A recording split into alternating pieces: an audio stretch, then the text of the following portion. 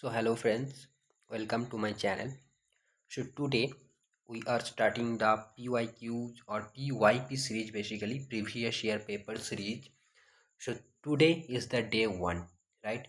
I will discuss the paper 2, that is education subject questions from the actual question papers.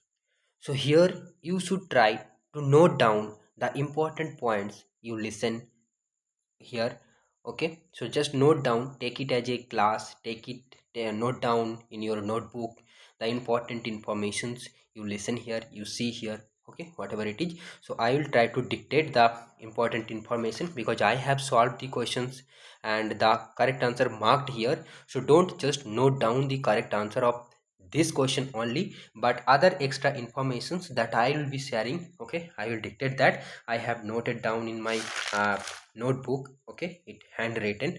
So I will be sharing that, I will read out that. So let's start. I hope it will be clear due course of time. So let's start. First thing, so one thing ki you get a notebook separately for PYQ series only. We will do the same for the paper 1 also. Okay, so let's get started. So you can see the section is education and the test date was 3rd January of 2025. आप check कर सकते हो ये question paper. ठीक है, ऐसे ये original question paper ही है, सिर्फ मैंने ये वेबसाइट से डाउनलोड किया है क्योंकि यूजीसी ने देखो डिजिटल नेशनल डिजिटल लाइब्रेरी तो बना के रखा है. ठीक है, डिजिटल एडुकेशन की बात कर रहा है और पूरा एडुकेशन सिस्टम को डिजिटली लाने की कोशिश कर रहा है. बहुत सारे इनिशिएटिव लिया जा रहा है. बट ये जो क्वेश्चन पेपर है, अगर आपका इसका स्ट्रक्चर देखोगे, ठीक है, तो किसी काम का नहीं है. क्वेश्चन पेपर अलग है, आंसर की अलग है. वो भी आप अगर आंसर की भी आपको नहीं मिलेगा अगर आपने वूस एग्ज़ाम में अटेम्प्ट नहीं किया, या फिर पता है ना आपको सर्च करने से मिलेगा नहीं. ये जो 2025 का पेपर है, ये आप दिखाइए यूजीसी का वेबसाइट में कहाँ पे मिल रहा है. ऑफिशियल वेबसाइट में मिल ही नहीं रहा. तो ये सारे जो कोचिंग इंस्टीट्यूट्स है वो ये सब मतलब प्रोवाइड करते हैं स्टूडेंट्स से लेकर, मतलब काफ़ी हेक्टिक एक प्रोसेस है. ठीक है, तो इतना कठिन नहीं होना चाहिए. जब हमारा टारगेट है एडुकेशन को डेमोक्रेटाइज करना और हम डिजिटल एडुकेशन की बात कर रहे हैं, तो यहाँ पर ऐसा नहीं होना चाहिए मेरे हिसाब से. बाय द वे छोड़िए ये सब बातें, हम चलते हैं क्वेश्चन की तरफ. तो देखिए क्वेश्चन नंबर 51 यानी हमारा पेपर 2 का फर्स्ट क्वेश्चन है. The main curricular areas of NCERT 2009 are, so what are they? So first is curriculum and pedagogy, option A, curriculum and pedagogy. Then foundation of education, that is option C is here, foundation of education. And third is school internship. तो यही तीन जो है main curricular areas था as per NCERT 2009. So what are they? we read curriculum and pedagogy, foundation of education and school internship. So these are the three main curricular areas as per NCERT. NCERT मतलब national curriculum framework for teacher education. तो teacher education का जो curriculum बनेगा उनमें ये तीन areas को focus किया जाएगा: curriculum and pedagogy, foundation of education and school internship. तो नोट डाउन करके रखिएगा ऐसे जैसे मैंने किया है. Curricular areas of NCERT 2009, then hyphen दिया है, देन वो ABC करके मैंने नीचे में लिख दिया है. नोटबुक की बात कर रहे हैं हम. Curriculum and pedagogy, foundation of education, school internship. ठीक है, ऐसे करके. आई होप क्लियर होगा आपको कैसे लिखना पड़ेगा. अब देखिए T score of a particular score in A data set is 50. If each score of the data set is multiplied by 10, what will be the new T score of that particular score. तो यहाँ पर देखिए T score का जो calculation है वो आप तो यूट्यूब पे आप देख सकते हो और फॉर्मूलाज वगैरह. बट यहाँ पर एक चीज़ जो नोट करने वाली है कि जब ईच स्कोर को जब कुछ चेंजेस किया जा रहा है, ठीक है, मल्टीप्लाई हो, एडिशन हो, सब्सट्रैक्शन हो, कुछ भी किया जा रहा है, जब ईच स्कोर के साथ किया जा रहा है तब जो फाइनल स्कोर बनेगा टी स्कोर, ठीक, वो अनचेंज रहेगा. बस ये आप याद रखिएगा. तो standard deviation does not change when all values are increase decreased by constant. तो बेसिकली मैंने ये पॉइंट लिखा है, पता नहीं क्यों अभी तो याद नहीं आ रहा है. बाय द वे आप ये वाला याद रखिएगा, जब ईच स्कोर को चेंज किया जा रहा है तब जो टी स्कोर का जो फाइनल चेंजेस आएगा वो बेसिकली अनचेंज्ड ही रहेगा, प्रीवियस वाला ही रहेगा.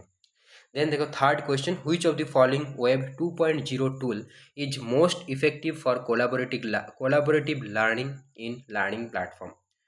तो कोलाबोरेटिव मतलब क्या है कि बहुत सारे लोग पार्टिसिपेट कर सकते हैं एक साथ, है ना, कोलाबोरेशन। तो विकी में क्या होता है कि वहाँ पर देखिएगा आप एडिट का एक ऑप्शन रहता है, तो हर कोई वहाँ पर कंट्रीब्यूट कर सकता है। मतलब अगर किसी के पास वो लॉगिन क्रेडेंशियल्स होंगे, आप पासवर्ड आईडी, तो फिर वो विकी में कंट्रीब्यूट कर सकते हैं। बट ब्लॉग में ऐसा नहीं होगा क्योंकि ये पर्सनल होता है, पॉडकास्ट में भी नहीं होगा। फिर एक बार जो है रिकॉर्ड कर दिया गया पॉडकास्ट या वीडियो कॉन्फ्रेंसिंग, एक बार हो गया तो फिर हो गया, उसमें और चेंजेस नहीं हो सकता। तो इसलिए हम इसको कोलाबोरेटिव शायद नहीं बोलेंगे। बाकी इनमें ऑप्शन है विकी है हमारा बेस्ट ऑप्शन, ठीक। तो Vicky is a web 2.0 tool which is most effective for collaborative learning in e learning platform. मतलब ये जो चारों ऑप्शन दिया गया इनमें से बेस्ट है। हो सकता है और भी बाहर के और भी प्लेटफॉर्म्स होंगे, तो वो अभी हमने नोट नहीं किया। अगर आपको पता होगा तो डेफिनेटली कमेंट करिएगा। कमेंट में सिर्फ ये इधर उधर की बातें मत पूछते रहिएगा, ठीक है। वो आपका, अगर आपको मैंने कुछ चीज़ मिस कर दिया होगा या फिर आपको कुछ एक्स्ट्रा चीज़ें पता होंगे मैंने जो भी बता रहा हूँ उसके बाद भी, तो फिर वो सारे कमेंट करिएगा, फिर हमको भी जानने को मिलेगा और बाकी जो कमेंट पड़ेगा उसका भी फ़ायदा हो जाएगा। देन देखिए fourth question, the term triadic reciprocal causation is associated with. तो ये ट्रायडिक रेसिप्रोकल कॉजेशन थ्योरी क्या है कि ये एक बंडूरा का जो थ्योरी है, अल्बर्ट बंडूरा, तो उन्होंने उनका ही एक कॉन्सेप्ट है। तो उन्होंने थ्योरी दिया था 1986 में। और इन थ्योरी में क्या बोल रहा है कि जे that the how the environment, behaviour and personal factors interact to influence human actions. तो इन बंडूरास का थ्योरी, इन ट्रायडिक मतलब तीन चीज़ें हैं। तो तीन चीज़ें क्या क्या है? तीन चीज़ें हैं आपका एनवायरनमेंट, एनवायरनमेंट, देन आपका behaviour, behaviour, and third thing है पर्सनल फैक्टर्स, पर्सनल फैक्टर्स। तो ये तीनों फैक्टर क्या करता है? इंटरेक्ट करता है। पर्सनल फैक्टर्स इंटरेक्ट करता है, ठीक। हमारा जो ह्यूमन एक्शंस है, टू ह्यूमन एक्शंस है, उसको इन इन तीनों फैक्टर की कॉम्बिनेशन से या फिर इंटरेक्शन से हम एक्ट करते हैं। तो ये बांडुरा का कहना है और उसी को बोल रहा है कि ट्रायडिक, ट्रायडिक रेसिप्रोकल कॉजेशन। तो ये ट्रायडिक में तीन एलिमेंट है, एक वो एनवायरनमेंट, दूसरा है बिहेवियर, तीसरा है पर्सनल फैक्टर्स। इन तीनों मिल के हमारा जो ह्यूमन एक्शंस है वो कंट्रोल करता है, ठीक है। देन हाँ, तो रेसिप्रोकल डिटर्मिनिज्म करके भी एक टर्म यहाँ पर है। तो उसका मतलब है कि हमारा जो थॉट्स है, बिहेवियर से एंड एनवायरनमेंट है, वो एक दूसरे के साथ क्या है, कनेक्टेड है। ये जो तीन है ना, environment, behaviour and personal factor. तो पर्सनल फैक्टर मतलब इसको हम थॉट भी बोल सकते हैं।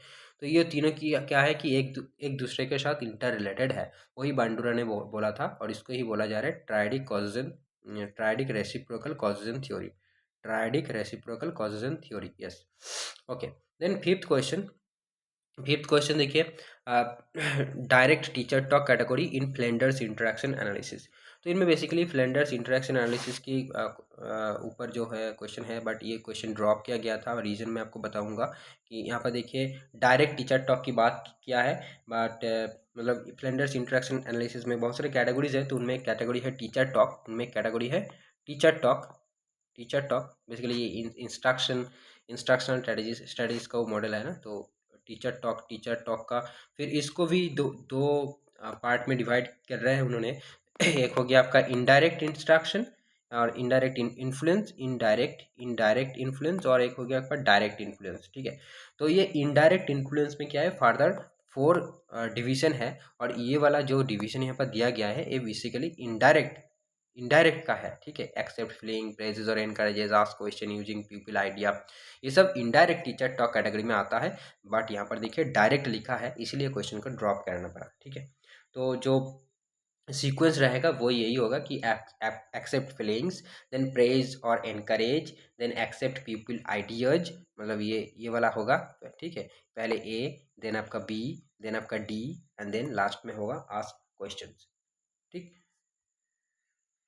ओके, तो आई होप मैंने बताया कि इनडायरेक्ट कैटेगरी में क्या क्या है उसका सीक्वेंस वाइज। पहले है accept feelings, then praises, then accept people ideas, and last ask question. तो ये फ्लेंडर्स इंटरेक्शन एनालिसिस में टीचर टॉक की इनडायरेक्ट कैटेगरी में ये 4 चीज़ें आता है। और डायरेक्ट इन्फ्लुएंस कैटेगरी में क्या क्या आता है, 3 चीज़ें आता है। वो क्या है, लेक्चरिंग, नोट डाउन कीजिएगा, lecturing, then giving directions, then classifying authority, sorry justifying authority. एक नंबर 1 इनडायरेक्ट, डायरेक्ट में आता है लेक्चरिंग, देन दूसरे में आता है गिविंग डायरेक्शंस, एंड तीसरे में आता है जस्टिफाइंग अथॉरिटी, ओके। तो ये 3 चीज़ें डायरेक्ट में आता है। इनडायरेक्ट में 4 चीज़ें आता है, accept feelings, praise, accept people ideas and ask question. तो ये हो गया फ्लेंडर्स इंटरेक्शन एनालिसिस, बस इतना आपको पता होगा तो काम चल जाएगा। देन देखिए, which of the following does not align with the concept of inclusive education. तो इंक्लूसिव एजुकेशन का कॉन्सेप्ट अगर आपको पता है तो आप इजीली बता सकते हैं कि कौन सा अलाइन नहीं करते। तो एमिंग फॉर मेन स्ट्रीमिंग, ये वाला जो है ये इंक्लूसिव एजुकेशन का एम नहीं है, या फिर वो इसको सपोर्ट नहीं करती। इंक्लूसिव एजुकेशन सबको मेन स्ट्रीम में लाना नहीं चाहते, ठीक है। मेन स्ट्रीम लाना नहीं चाहते मतलब ये नहीं है कि उसका मतलब जैसे स्टूडेंट है वैसे ही उसको सीखने दीजिए। इंक्लूसिव एजुकेशन वो बोलता है कि हर हाल में स्टूडेंट को सपोर्ट करो, उसको मॉडिफाई करने की जरूरत नहीं, उसको हम अडेप्ट करेंगे। मतलब स्कूल को मॉडिफाई करेंगे हम, ठीक है। स्टूडेंट को मॉडिफाई नहीं करेंगे, हम स्कूल को मॉडिफाई करेंगे। तो वो इंक्लूसिव एजुकेशन कहता है। तो इसको जो है catering diverse learning needs, catering to plural society, considering individual differences, ये सारे इंक्लूसिव एजुकेशन का जो प्रिंसिपल है उसके साथ अलाइन करता है। बाकी एमिंग फॉर मेन स्ट्रीमिंग ये वाला कॉन्सेप्ट इंक्लूसिव एजुकेशन के साथ अलाइन नहीं करते। देन देखिए क्वेश्चन नंबर 7 पे हम चलते हैं। The university of Calcutta, Bombay and Madras are established in 1857। हाँ, आपको पता ही होगा कि कलकत्ता, बॉम्बे, मद्रास ये तीनों यूनिवर्सिटी 1857 में एस्टेब्लिश किया गया था। किसके रिकमेंडेशन पे ना, वुड्स डिस्पैच के रिकमेंडेशन में, जो कि दिया गया था 1854 में। तो ये वाला आपको इन्फॉर्मेशन नोट करना होगा कि कलकत्ता, बॉम्बे, मद्रास ये तो पता होगा कि 1857 में हुआ था, बट किसके रिकमेंडेशन पे हुआ था, वुड्स डिस्पैच के रिकमेंडेशन पे हुआ था, जो कि दिया गया था 1854 में। एंड क्वेश्चन ये है कि who was the viceroy of India when these were founded. उस टाइम में वाइसरॉय कौन था, तो उस टाइम में वाइसरॉय था लॉर्ड कैनिंग, ठीक है, लॉर्ड कैनिंग हो गया। Then next question, arrange the following as per the competency based curriculum model. देखिए कॉम्पिटेंसी बेस्ड करिकुलम मॉडल में आपको ये अरेंज करना है। तो पहले आएगा आपका identification of general competencies, then second पे आएगा organising competencies into specific themes, then third में आएगा creating learning experiences, then fourth में आएगा एसेसिंग कॉम्पिटेंसीज, एंड फिफ्थ में आएगा evaluating the effectiveness of curriculum, ठीक है। तो ये है आपका कॉम्पिटेंसी बेस्ड करिकुलम मॉडल का जो है सीक्वेंस, कि मतलब स्टेप्स का सीक्वेंस। फर्स्ट स्टेप है identification of general competencies, second में आपका होगा organising competencies into specific themes, third में होगा creating learning experiences, fourth assessing competencies, fifth evaluating the effectiveness of curriculum, okay.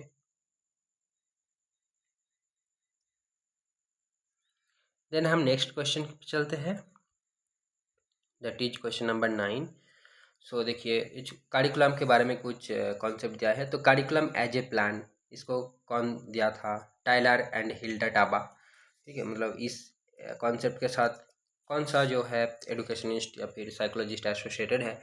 तो curriculum as a plan, curriculum के as a plan देखता है कौन, Tyler and Taba. Then curriculum as an experience, इसको देखता है क्रो एंड क्रो ने ऐसा बोला है। या फिर curriculum as a subject matter कौन देखता है, डॉल देखता है, ठीक है। डॉल बोला है कि curriculum is a subject matter. Curriculum as an objective, ये स्किनर ने बोला है, या फिर स्किनर बिलीव करते हैं ऐसा कि करिकुलम एज एन ऑब्जेक्टिव, ठीक है। तो ये नोट डाउन कीजिएगा। देन देखिए हम the four fold valuation of Indian culture when arranged in hierarchical order can be represented by following chronology. तो four fold valuation of Indian culture, तो धर्म अर्थ काम मोक्ष ऐसा ही तो होना चाहिए, मतलब सीक्वेंस ऐसा ही होता है, धर्म अर्थ काम मोक्ष। बट पता नहीं यहाँ पर क्यों ड्रॉप कर दिया गया क्वेश्चन को, वो मेरे को नहीं पता। अगर आपको पता होगा या फिर यहाँ पर सही गलत क्या होगा ऑप्शन में, अगर आपको पता होगा तो ज़रूर कमेंट कर दीजिएगा। देन देखिए 61, which of the following statements are true about hypothesis. तो हाइपोथेसिस के बारे में कुछ स्टेटमेंट दिया गया है, तो हम वो नोट डाउन करेंगे। A good hypothesis is based on sound reasoning that is consistent with theory और previous research. Yes, good hypothesis एक साउंड रीजनिंग पे बेस्ड होगा, है ना। देन प्रीवियस जो रिसर्च है उसके अकॉर्डिंगली हम हाइपोथेसिस बनाएंगे, मतलब हवा में तो हम थोड़ी हाइपोथेसिस बनाते हो, तो गेस हो गया। देन देखिए यहाँ पर A and D he true है, तो डी क्या बोल रहे हैं कि क्वालिटेटिव रिसर्चर्स में develop guiding hypothesis for the proposed research. ये आपको लिख के रखना है और याद रखना है कि क्वालिटेटिव रिसर्चर्स यूजुअली हम जानते हैं क्या कि क्वांटिटेटिव रिसर्च में हम हाइपोथेसिस बनाते हैं पहले से ही, बट क्वालिटेटिव रिसर्च में भी हाइपोथेसिस रिसर्चर बना सकता है to develop guiding hypothesis. Okay, guiding hypothesis develop बना सकता है for the proposed research. Then B और सी गलत है, तो यहाँ पर क्या बोल रहा है बी में, देखिए a deductive hypothesis is a generalisation based on specific observation. नहीं, ये रीजनिंग वाला बात है, बट हाइपोथेसिस डिडक्टिव हाइपोथेसिस का मतलब ये है कि is not a generalisation based on specific observation. ठीक है, डिडक्टिव हाइपोथेसिस वो नहीं है कि जनरलाइजेशन कर दिया बेस्ड ऑन स्पेसिफिक ऑब्जर्वेशन। तो क्या है ना, it is a specific statement. Deductive hypothesis is a specific एक statement derived from a broader theory और जनरल प्रिंसिपल। ठीक है, जो जनरल प्रिंसिपल है, ब्रॉडर थ्योरीज है, उनमें से हमने एक स्पेसिफिक स्टेटमेंट को उठाया, तो उसको हम बोलेंगे डिडक्टिव हाइपोथेसिस। तो deductive hypothesis is a specific statement derived from a broader theory और जनरल प्रिंसिपल। ठीक है, ये स्टेटमेंट करेक्ट कर लीजिए। और बाकी देखिए 10th सी वाला जो है, 10th grade biology students who are instructed using interactive multimedia achieve at higher level than those who receive regular instructions only is an example of non directional hypothesis. अब non directional मतलब वो पर कोई direction नहीं रहेगा, सिर्फ हम ये बोलेंगे कि इन दोनों के अंदर एक डिफरेंस है। बट यहाँ पर देखिए, यहाँ पर बोला है कि 10th grade biology students who are instructed using interactive multimedia achieve at higher level, मतलब हम बता दे रहा है भाई कि कौन हायर है कौन लोअर है। फिर ये नॉन डायरेक्शनल कैसे हुआ? ये तो डायरेक्शन को दे रहा है कि किधर लो है किधर हाई है, तो ये नॉन डायरेक्शनल हाइपोथेसिस नहीं हो रहा। नेक्स्ट क्वेश्चन देखिए, है national curricular and pedagogical framework for early childhood care and education ECCE। इसका पूरा फुल फॉर्म भी याद रखिएगा, NCPF ECCE, national curricular and pedagogical framework for early childhood care and education. तो ये up to the age of 8 जो children होंगे उनके लिए बनाया गया है। और ये किसने बनाया है? डेवलप्ड बाय NCERT, ये वाला लिखे रखिएगा। Then put the steps of construction of summated rating attitude scale in correct order। तो steps क्या है for the construction of a summated rating attitude scale? ठीक, तो फर्स्ट स्टेप है आइटम राइटिंग, फर्स्ट है आइटम राइटिंग, देन है pre try out, then है administration for final try out, मतलब pre try out then final try out, and then calculation of item wise critical ratio. तो इस critical ratio के बारे में हम थोड़ा चीज़ जानेंगे, पहले नोट डाउन कर लीजिए कि फोर्थ स्टेप है calculation of item wise critical ratio, and fifth step है selection of final item, finalise कर दिया ना। ठीक है, तो सिलेक्शन ऑफ फाइनल आइटम, तो ये हो गया हमारा फिफ्थ स्टेप। अब देखिए क्रिटिकल रेशियो क्या है ना, क्रिटिकल रेशियो जस्ट आप लिख के रख सकते हो। क्रिटिकल रेशियो शॉर्ट में CR, एक स्टैटिस्टिकल मेजर है use to determine the significance of an items rating in comparison to a benchmark और एक्सपेक्टेड वैल्यू। ठीक है, तो हम किसी आइटम का सिग्निफिकेंस जांच करने के लिए ये वाला क्रिटिकल रेशियो मेथड यूज़ करते हैं, और ये फैक्टर एनालिसिस, रिलायबिलिटी टेस्टिंग, ये सब में इसको यूज़ किया जाता है। और अगर if CR is greater than 1.96 और less than -1.96, then the item is statistically significant at the 0.05 level. ठीक है, आप पॉज करके दोबारा सुन के लिख के रखिएगा, क्योंकि हमें आप जब पॉज कर सकते हो वीडियो को, तो फिर बार बार रिपीट करने का कोई यहाँ पर फायदा नहीं है ना। देन हायर CR का मतलब क्या है ना, the item significantly contributes to the scale. ठीक है, significantly contributes to the scale. Higher CR का मतलब वो आइटम जो है वो वैलिड है, ठीक है, सिग्निफिकेंट है। और लो CR मतलब है item may not be distinguishing well between respondents. CR अगर ग्रेटर देन 2 होगा, क्रिटिकल रेशियो अगर ग्रेटर देन 2 होगा, तो ये इंडिकेट क्या करता है? Indicates a reliable item. ठीक है, इतना पॉइंट ध्यान रखिएगा क्रिटिकल रेशियो के बारे में, हो सकता है कि अगले बार इस पे क्वेश्चन आ जाए। क्रिटिकल रेशियो अगर 2 से ज़्यादा हो, ऐसे तो हमने देखा 1.96 ही काफ़ी है, तो हम 0.05 लेवल में सिग्निफिकेंट मान रहे हैं उसको। अगर 2 से ज़्यादा है तो क्या इंडिकेट करता है? वो आइटम इज रिलायबल, ये इंडिकेट करता है। देन हम नेक्स्ट क्वेश्चन देखते हैं, द जुरिस्प्रूडेंशियल इंक्वायरी मॉडल। ठीक, तो यहाँ पर क्या बोल रहा है कि it requires a fair amount of teacher directed activity and directed instruction. तो हमने एक चीज़ जाना कि जूरिस्प्रूडेंशियल इंक्वायरी मॉडल में एक टीचर डायरेक्टेड एक्टिविटी और टीचर डायरेक्टेड इंस्ट्रक्शन की यहाँ पर रिक्वायर होता है। Component activities of the model include, तो इसमें क्या क्या कंपोनेंट रहता है जूरिस्प्रूडेंशियल इंक्वायरी मॉडल में, ठीक है। तो लिखिए कंपोनेंट क्या है। 3 कंपोनेंट यहाँ पर होगा। एक हो गया facts about social problems, facts about social problems जो कि ऑप्शन ए है, facts about social problems. Then option B framework for analysing social issues, ये भी एक कंपोनेंट है। And third component is competence in social dialogue. तो ये 3 component jurisprudential inquiry model में होगा। First one is facts about social problem, second one framework for analysing social issues, third one competence in social dialogue. Okay, next हम 65 में चलते हैं।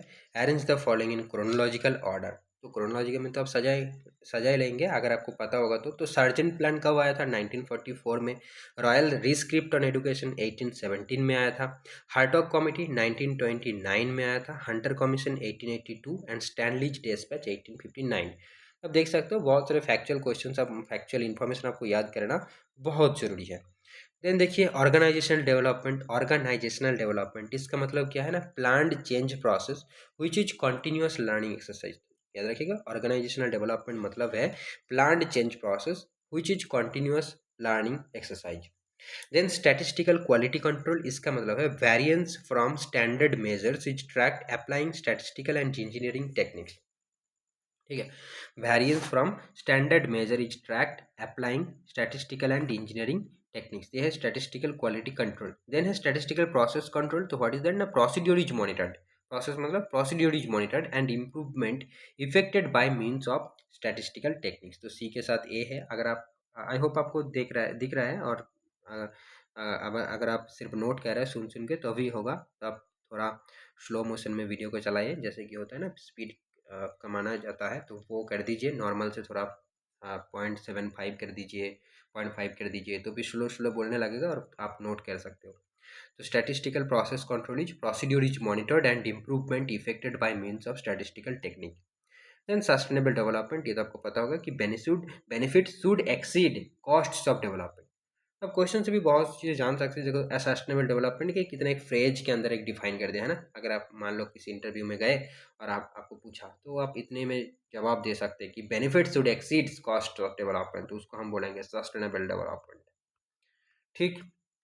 Then 67 which of the following are true about inclusive education. फिर से वही वाला inclusive education का concept आपको पता होना चाहिए, तो फिर आप स्टेटमेंट पढ़ के समझ जाओगे कि ये कौन सा ट्रू नहीं है, या फिर अच्छा ट्रू पूछा है तो कौन कौन सा ट्रू है। तो यहाँ पर A C D and E true है, sorry A C and D true है। मतलब inclusive education is a part of a wider strategy to develop an inclusive society, yes. Then C it involves restructuring school cultures, and D है diversity is a rich resource to support the learning for all, yes inclusive education ये सब principal पे ही जो है believe रखते हैं। And B and D E गलत है। वो क्या है कि it acknowledges that not all children can learn in general class, no this is against the principle of inclusive education. Then school should not be expected to change, ये भी नहीं है। School should be expected to change है ना, students को accommodate करने के लिए school should change, that is inclusive education. Then which of the following statement is not correct about Vygotsky socio cultural theory of child development, ठीक है। तो इनमें हम मैंने बहुत कुछ नोट किया है, तो आप भी नोट डाउन कर लीजिएगा। Vygotsky socio cultural theory of child development के बारे में, तो child's cultural development appears twice, child's cultural development appears twice, यहाँ पर ऑप्शन 1 है। First on social level, later on individual level. Then दूसरा स्टेटमेंट क्या है कि human activities take place in cultural setting, yes. बाइगॉट्स की ये बिलीव करते थे ये सब, ठीक है, कि चाइल्ड का 2 स्टेज में डेवलपमेंट होता है, first is at social level, second is on individual level, ठीक है। और देन ह्यूमन एक्टिविटी जो है वो कल्चरल सेटिंग में सारी चीज़ें होता है। एंड देन थर्ड जो है देखो intra psychological function comes first then inter psychological. तो ये वाला स्टेटमेंट यहाँ पर गलत है। करेक्ट क्या होगा कि intra psychological statement, intra psychological intra psychological function that is internalised thinking develop from inter psychological functioning, ठीक है, सोशल इंटरेक्शंस। तो इंट्रा मतलब है इंटरनलाइज्ड थिंकिंग और इंटरनल इंटर साइकोलॉजिकल मतलब होता है ना, इंट्रा मतलब इंट्रापर्सनल, इंटरपर्सनल, ये आपने पेपर 1 में पढ़ा होगा कम्युनिकेशन वाला। तो इंट्रा मतलब खुद के साथ बात करना, और इंटर मतलब दो या फिर किसी के साथ इंटरेक्ट करना, तो सोसाइटी में होता है। तो बायगॉट्स ये बोलता है कि जब हम इंटरेक्ट करेंगे उसके बाद हमारा खुद का थिंकिंग, इंटरनलाइज्ड थिंकिंग, वो डेवलप होता है। इसलिए ऑप्शन 3 या फिर स्टेटमेंट 3 यहाँ पर गलत है, और यहाँ पर बोला था नॉट करेक्ट, तो ऑप्शन 3 यहाँ पर करेक्ट आंसर होगा। बाकी फोर्थ स्टेटमेंट देखिए कि development is transformation of socially shared activities into internalised process. तो बायगॉट्स ये बिलीव करता है कि डेवलपमेंट का मतलब ही ये है कि transformation of socially shared activities into internalised process, मतलब सोसाइटी में जो एक्सेप्टेड है वो किसी इंडिविजुअल ने सीख लिया तो फिर वो डेवलप हो गया। देन देखिए next question, which of the following statements are correct regarding poka yoke model. तो पोकायोक इसका मतलब है मिस्टेक प्रूफिंग और एरर प्रिवेंशन। ठीक है, तो ये एक जापानीज टर्म है, आपको जो कि यहाँ पर बोल रहा है कि originated with the Japanese word बोका योक। तो आप मीनिंग याद रखिएगा, इसका मतलब है मिस्टेक प्रूफिंग और एरर प्रिवेंशन। ठीक, एंड ये जो मॉडल है identifies defects through physical attributes contact method of poka yoke. मतलब यहाँ पर मेनली आपका 3 जो है मेथड है पोकायोकी मॉडल में, एक है कांटेक्ट, दूसरा है फिक्स्ड वैल्यू, एंड तीसरा है मोशन स्टेप। तो मैं एक एक एग्जांपल दूंगा ताकि आपको आसानी होगा समझने में क्या है नहीं है, तो आप वो नोट डाउन कर लीजिए। जैसे कि कांटेक्ट मेथड में क्या होता है, कांटेक्ट मेथड में आपका detects abnormalities based on physical characteristics like shape, size और कलर। तो ये फिजिकल एट्रीब्यूट के ऊपर बेस्ड करके ये एरर को डिटेक्ट करते हैं। जैसे कि मान लो USB plug that fits only one way prevents incorrect insertion, ये हो सकता है। देन RFID टैग्स जो बार कोड वाला होता है ना, तो वो अगर हमने क्या करते किस लिए करते हैं, तो RFID tags prevent incorrect assembly bye identifying mismatched components during automated production lines. तो हम बार कोड यूज़ करके वो स्कैन कर लेगा तो फिर गलती नहीं होगा। तो ये हो गया आपका कॉन्टैक्ट मेथड, जो कि फिजिकल कैरेक्टरिस्टिक के ऊपर बेस्ड करके वो डिसीजन लेता है या फिर एरर को डिटेक्ट कर लेते हैं, वो वाला मॉडल होगा, मेथड होगा। देन दूसरा मेथड है फिक्स्ड वैल्यू और कांस्टेंट नंबर मेथड। तो ये it ensures a specific number of steps और आइटम्स आर कंप्लीटेड। ठीक है, फिक्स्ड वैल्यू मेथड में क्या होता है कि it ensures a specific number of steps और items are completed. For example a car assembly line requiring all bolts to be first in before moving to the next stage. तो ये एक example है किसका, फिक्स्ड वैल्यू और constant number method का। Then तीसरा method है मोशन स्टेप मेथड। तीसरा मेथड मोशन स्टेप मेथड, यहाँ पे देखिए दिया है तीसरा method fixed value method, contact method and motion step method. तो मोशन स्टेप मेथड, और यहाँ पे इसको सीक्वेंस मेथड भी हम कह सकते हैं। It ensures operations occur in the correct order, मतलब ऑर्डर स्टेप बाय स्टेप होना चाहिए मोशन स्टेप, है ना। जैसे कि ATMs requiring a card to be removed before dispensing cash. अच्छा, ऐसा होता है क्या, preventing users from forgetting their card. आप नेक्स्ट टाइम जब ATM में जाएंगे तब मैं इसको चेक करूंगा कि पैसा निकालने से पहले वो कार्ड निकालते कि नहीं।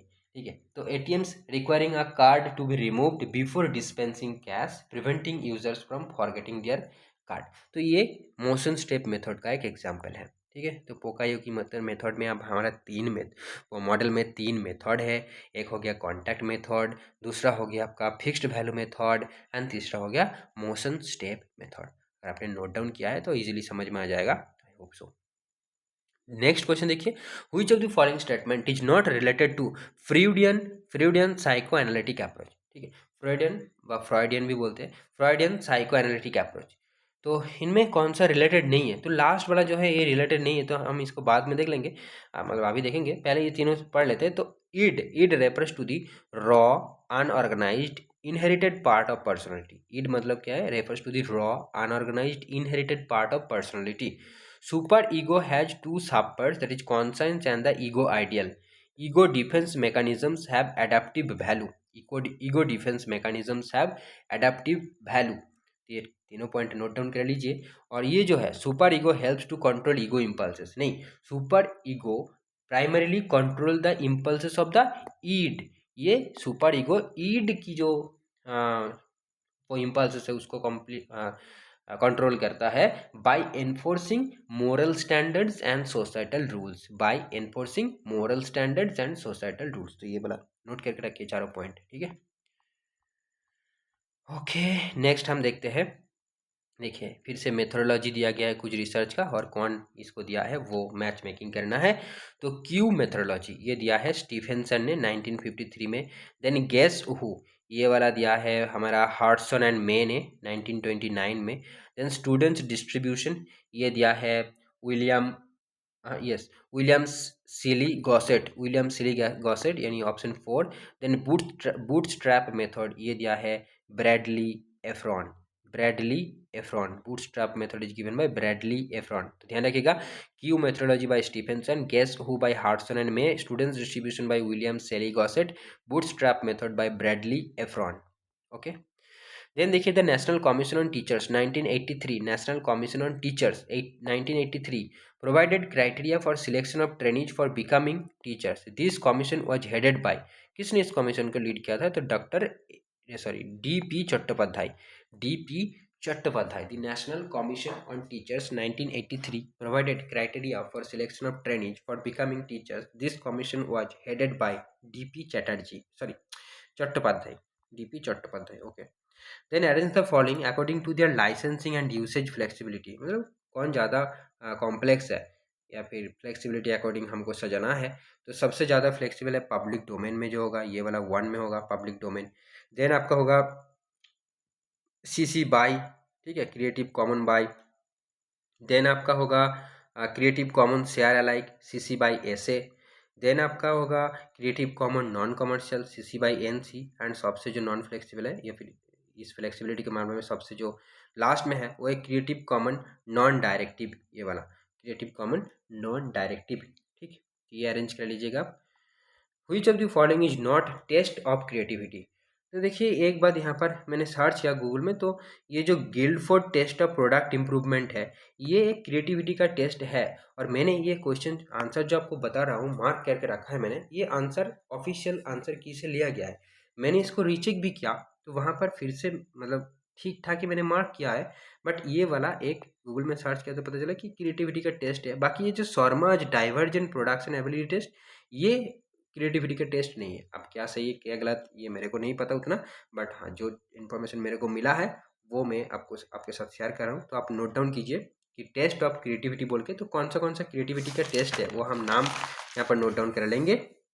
तो first is remote associate test, जिसको रैट बोलते हैं शॉर्ट में RAT, रिमोट एसोसिएट टेस्ट। ये दिया गया था सारनॉफ मेडनिक के द्वारा, सारनॉफ मेडनिक के द्वारा, ठीक। देन दूसरा वाला Sharma's divergent production ability test, ये टेस्ट ऑफ क्रिएटिविटी नहीं है। Minnesota test of creative thinking, नाम में ही क्रिएटिव है तो डेफिनेटली वो वाला है Minnesota test of creative thinking. And Guilford test of product movement, ये भी एक क्रिएटिविटी टेस्ट है, ठीक है। तो ये तीनों नाम याद रखिएगा। फिर से देखिए यार याद रखना होगा मतलब साल, ठीक है। तो द salamanca स्टेटमेंट कब आया था? salamanca स्टेटमेंट आया था 1994 में आया था। Then the rehabilitation council of India act RCI act 1992 में बने थे। पर्सन विद डिसेबिलिटी एक्ट 1995 में बने थे। और national policy for person with disability ये 2006 में बने थे। देन राइट ऑफ चिल्ड्रेन, अच्छा ये भी याद करना है। तो RTE एक्ट 2009 है ना। Then commission for protection of child rights मतलब CPCR एक्ट जो है ये 2005 में बने थे। Okay, and then national council for teacher education NCTE act ये 1993 में बनेगा, 1993। एंड UGC बने हैं 1956 में बने हैं UGC, ये भी याद रखना पड़ेगा। On the recommendation of which of the following committee on transformative reforms in accreditations, the executive committee of NAC had proposed launching of reforms in two-phase binary accreditation and maturity-based graded level। तो ये कौन सी committee के recommendation पे ये NAC ऐसा किया था? तो वो था राधा कृष्णन कमेटी का रिकमेंडेशन पे NAC ने ऐसा किया था। 2 फेज में जो है रिफॉर्म लाए थे, propose launching of reforms 2 phase में, एक हो गया binary accreditation and maturity based graded level. तो ये राधा कृष्णन कमेटी ने रेकमेंड किया था जो कि NAC ने अडॉप्ट किया है बाद में। The competency based model of curriculum focuses on mastering specific skills, याद रखिएगा कॉम्पिटेंसी मतलब क्या है? मास्टर करना, स्पेसिफिक स्किल्स को मास्टर करना।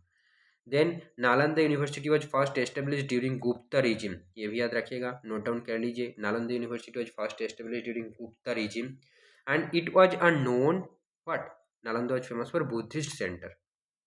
Then the four basic leadership style identified by bill रेडिन, ठीक है, तो देखो नाम से दे देगा कि इन्होंने क्या बोला है। तो चार लीडरशिप स्टाइल की बात किया है उन्होंने बिल रेडिन ने, वो है related, then integrated, then dedicated and separated. तो हम उसकी डिटेलिंग में नहीं जा रहे हैं, बस इतना याद रख रहे हैं कि बिल रेडिन ने चार टाइप का बेसिक लीडरशिप की बात किया है। एक हो गया related, integrated, dedicated, separated, related, integrated, dedicated, separated.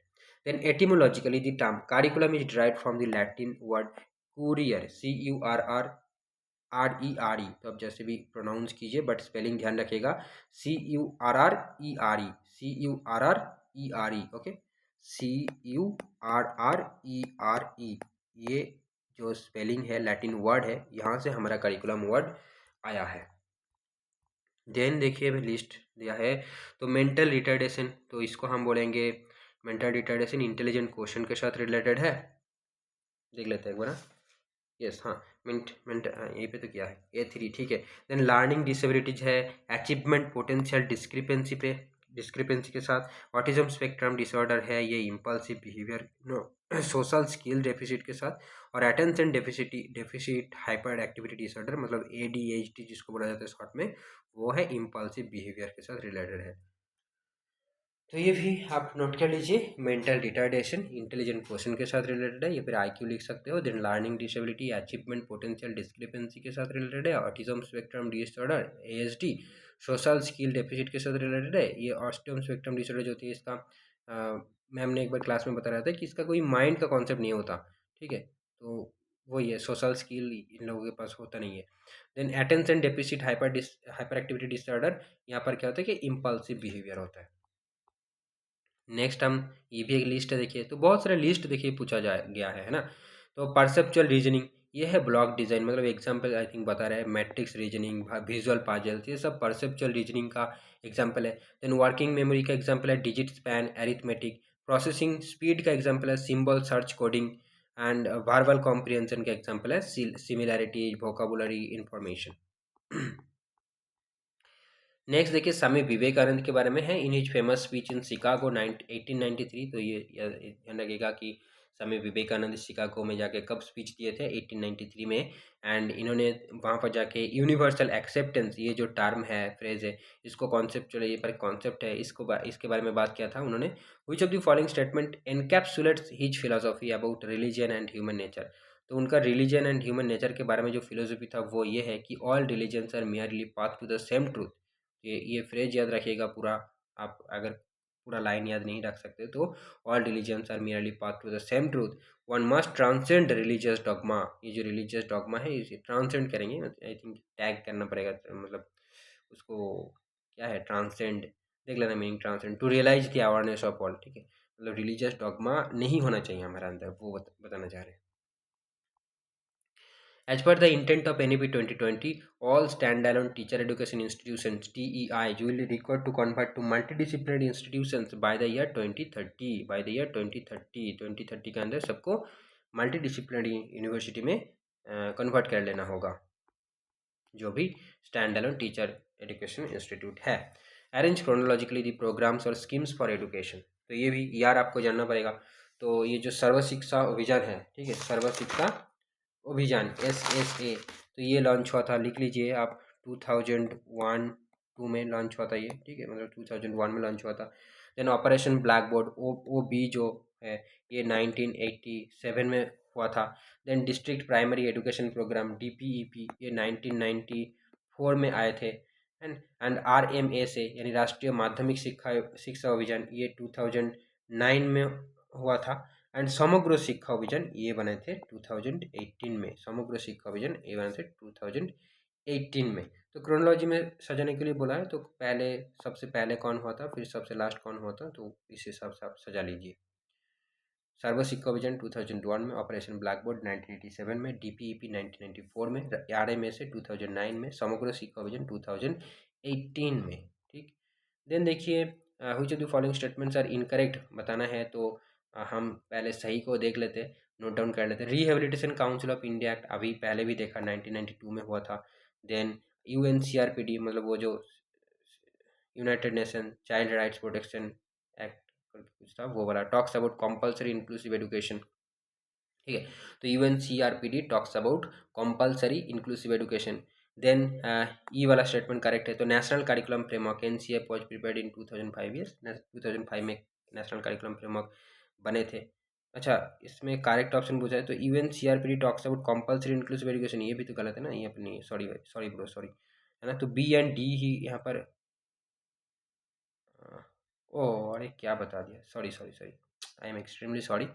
तो जो बता रहा था, मैं ठीक ही बता रहा था कि तीनों स्टेटमेंट यहाँ पर करेक्ट है, क्योंकि यहाँ पर इनकरेक्ट पूछा है तो हमको ऑप्शन में मार्क करना है जो सही नहीं है, तो बी एंड डी सही नहीं है। ठीक है, तो फिर से एक बार बता देता हूँ, प्लीज़ नोट डाउन कर लीजिए। Rehabilitation council of India act, मतलब RCI act was passed in 1992, जो कि हमने पहले भी देखा। Then UNCRPD talks about compulsory inclusive education की बात करता है ये। एंड नेशनल करिकुलम फ्रेमवर्क एक बार बना थे 2005 में, बस। देन गलत स्टेटमेंट ये है कि national policy on disabilities originated from RT act 2009, no. Persons with disabilities act was modified in 2010, ये भी नहीं है। 1995 में बने थे, फिर 2016 में बने हैं आरपीडब्ल्यूडी। नेक्स्ट क्वेश्चन देखिए, keeping in consideration wide range of special education and related services, most schools provide a continuum of services, arrange the following in order of increasing severity of disabilities. ठीक है, तो severity of disabilities के regarding जो school या फिर classroom है उसको आपको बनाना है according to severity of disability. तो पहले हम क्या, रेगुलर क्लासरूम है ना, इसमें कोई सीवियर डिसेबल जो नहीं होंगे वो उसमें आ सकेंगे। देन इसके बाद थोड़ा सीवियर हो जाएगा तो हम regular classroom with supplementary instruction देंगे उसको। देन तीसरे में आएगा regular classroom and resource room बनाया जाएगा जो स्पेशली एबल्ड होंगे उसके लिए। देन फोर्थ में आएगा फुल टाइम सेपरेट क्लासरूम, अगर जो डिसेबिलिटी है वो और भी सीवियर हो जाए तो उसके लिए सेपरेट क्लासरूम ही बना दिया जाएगा, जो स्पेशल स्कूल का कॉन्सेप्ट है। और सॉरी, देन नेक्स्ट आएगा स्पेशल स्कूल। ठीक है, तो फुल टाइम सेपरेट क्लासरूम बना दिया गया। फिर अगर उसमें भी दिक्कतें आ रहा है और या फिर चीज़ जो डिसेबिलिटी है उससे भी ज़्यादा सीवियर बन रहा है तो उनको स्पेशल स्कूल में डाल दिया जाएगा। तो ये बात आप ध्यान रखिएगा, अरेंजमेंट कि रेगुलर क्लासरूम, देन वहाँ से regular classroom and resource room बनाया गया। फिर रिसोर्स रूम में भी नहीं हो रहा है तब सब सॉरी रेगुलर क्लासरूम, फिर रेगुलर क्लासरूम के साथ सप्लीमेंट्री इंस्ट्रक्शन एंड सर्विसेज, उन सप्लीमेंट्री में काम नहीं हो रहा है तो फिर रिसोर्स रूम बनाया गया। देन रिसोर्स रूम में भी नहीं हो रहा है तो फिर सेपरेट क्लासरूम ही बना दिया गया, और उसके बाद स्पेशल क्लासरूम या फिर सॉरी स्पेशल स्कूल बनाया जाएगा। ठीक है, तो ये सीक्वेंस है। ओके, मैं थोड़ा रेस्ट ले लेता हूँ, वरना मैं फंबलिंग कर रहा हूँ, वो क्या है उल्टा पुल्टा बक रहा हूँ, तो 2 मिनट रेस्ट लेता हूँ मैं। नेक्स्ट क्वेश्चन में चलते हैं 89 क्वेश्चन नंबर। तो यहाँ पर देखिए ट्रू लर्निंग थ्योरीज की कुछ रिगार्डिंग कुछ स्टेटमेंट दिया गया है। तो पहला स्टेटमेंट है, Kurt Lewin was one of the founding father of Gestalt psychology. ठीक, तो जेस्टल्ट साइकोलॉजी के एक फाउंडर फादर थे, मेंबर थे हमारा कौन, कार्ट लेविन। ठीक है, कार्ट लेविन, ओके। तो ये जेस्टल्ट साइकोलॉजी क्या है ये मैंने नोट करना भूल गया, तो इसको भी जानना होगा जेस्टल्ट साइकोलॉजी क्या है। देन देखिए Kohler's book related to experiments on chimpanzees was mentality of apes, ये भी ट्रू है। ठीक है, तो कॉलर जो एक्सपेरिमेंट किया था वो मेंटालिटी ऑफ एप्स नाम दिया था उस बुक का, सिंपैंजी के ऊपर किए थे। Then Skinner oppose the no stimulus no response mechanism in the evolution of behaviour. तो स्किनर ये नो स्टिमुलस नो रेस्पॉन्स की जो मैकेनिज्म है इवोल्यूशन ऑफ बिहेवियर में, इसको अपोज किया था। बाकी हम देख लेते हैं फर्स्ट स्टेटमेंट यहाँ पर क्या है कि Albert बांडुरा described human behaviour and learning on the basis of 3 की concepts, life spaces vector and insight. Yes, ये गलत है क्योंकि अल्बर्ट बांडुरा ने 3 जो है की कॉन्सेप्ट दिया था, बट वो की कॉन्सेप्ट क्या क्या था, वो था आपका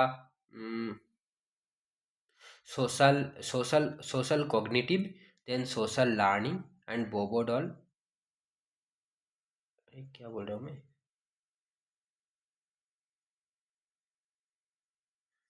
हाँ बांडुराज की साइकोलॉजिकल थ्योरीज। तो 4 यहाँ पर क्या है कि कॉन्सेप्ट उन्होंने दिया है, एक social cognitive, then social learning ठीक है। Then Bobo doll experiment, Bobo doll experiment मतलब demonstrated the impact of observational learning by showing children imitating aggressive behaviour. तो ये है बोबोडॉल एक्सपेरिमेंट।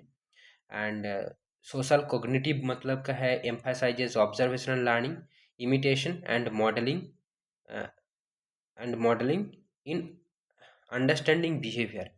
सोशल लर्निंग का मतलब है proposes people learn through observation, reinforcement and punishment. तो उसका मतलब है सोशल लर्निंग का मतलब क्या समझाना चाहते हैं पांडुरा। तो social learning proposes people learn through observation, reinforcement and punishment, that is social learning. Social cognitive की मतलब है या फिर कॉन्सेप्ट ये बोल रहा है कि emphasises observational learning, imitation and modelling in understanding behaviour.